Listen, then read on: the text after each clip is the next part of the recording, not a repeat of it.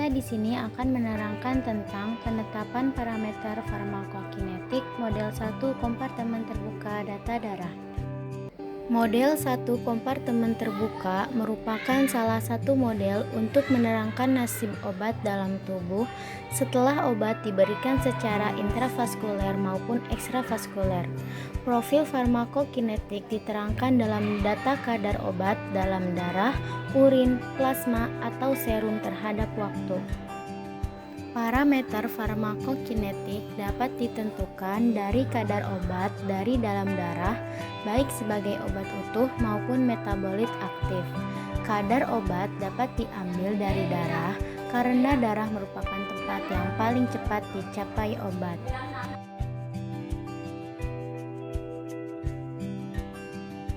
Alat-alat yang digunakan yaitu kertas milimeter blok, alat tulis, dan kalkulator saintifik. Kertas milimeter blok, alat tulis, kalkulator saintifik. Bahan-bahan yang digunakan yaitu alat uji dan sulfadiazin. Cara kerja yang pertama, timbang hewan uji dan berikan sulfadiazin dengan dosis yang sesuai secara ekstravaskuler. Yang kedua, ambil darah dari masing-masing hewan uji pada jam yang sudah ditentukan. Yang ketiga, penentuan kadar sulfadiazin. Kemudian ambil darah sebanyak 0,5 ml dan ditambahkan 15,5 ml aqua pro injection. Lalu tambahkan TCA 15% sebanyak 4 ml. Lakukan sentrifug selama 15 menit. Pada saat akan disentrifug, sampel dan pembanding harus saling berhadapan agar seimbang. Lalu ambil supernatan sebanyak 10 ml. Pada supernatan tambahkan 0,5 ml HCl4n. Kemudian panaskan pada penangas air selama 1 jam, kemudian dinginkan. Selanjutnya ambil 5 ml cairan jernih. Kemudian tambahkan 0,5 ml NaNO2 0,1%, tambahkan amonium sulfat. Dan tambahkan juga 2,5 ml N-naftil etilen diamon klorida 0,1% dan tambahkan amonium sulfat. Kemudian diamkan selama 10 menit. Lalu ukur absorbansinya dan hitung persamaan farmakokinetiknya. Lalu tentukan nilai parameter kinetik. Di sini akan sedikit dijelaskan tentang perhitungan. Didapatkan data, jam, dan absorpsi sebagai berikut. Kemudian kita akan mencari hasil persamaan regresi linearnya, yaitu mencari nilai ABR. Bagaimana cara mencari nilai ABR? Yaitu kita dengan menggunakan kalkulator. Di sini kita nyalakan terlebih dahulu kalkulator, kemudian lakukan mode start, kemudian kita akan mencari nilai A plus BX. Nah, untuk nilai X dan Y, yang nilai X itu untuk yang jam, dan nilai Y-nya itu untuk yang absorpsi. Jadi data ini kita masukkan terlebih dahulu ke dalam kalkulator. Setelah datanya kita pindahkan ke kalkulator seperti ini, lalu kita kembalikan terlebih dahulu hidup. Kemudian kita pencet shift, start. Karena kita akan mencari nilai regresi, kita akan mengeklik reg. Di sini kita bisa melihat nilai A, B, dan R. Yang pertama, kita akan melihat nilai A, yaitu didapatkan minus 0,1134 sekian. Sesuai. Kembali, lalu jangan lupa shift, start, reg. Lalu kita akan melihat nilai yang B, yaitu yang kedua. Didapatkan 0,4565. Sesuai. Kembali lagi. Jangan lupa shift, start, dan reg. Dan terakhir kita akan melihat nilai R. Didapatkan hasil 0,9679 sekian. Di sini saya mengambil 4 angka di belakang koma. Setelah didapatkan nilai ABR, maka kita akan menentukan nilai CPX. CPX ini bertujuan untuk mendapatkan kadar. Nilai CPX ini rumusnya yaitu Y min A per B, di mana Y-nya itu berupa nilai absorpsinya. Seperti berikut.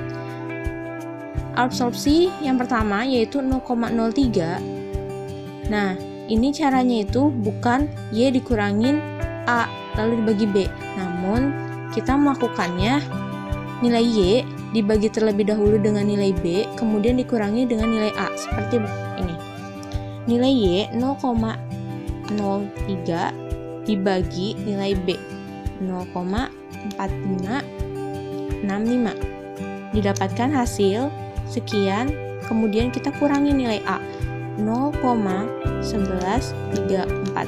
Maka didapatkan hasil minus 0,0476 sekian. Saya bulatkan menjadi minus 0,0477. Begitupun selanjutnya, yaitu 0,1 dibagi terlebih dahulu dengan 0,4565, hasilnya kemudian dikurangi dengan 0,1134 sehingga didapatkan hasil 0,1056. 0,25 dibagi dengan 0,4565, hasilnya dikurangi dengan 0,1134 dan hasilnya itu 0,4342. Seterusnya juga seperti itu, sehingga kelima data tersebut telah ditemukan nilai kadarnya seperti ini.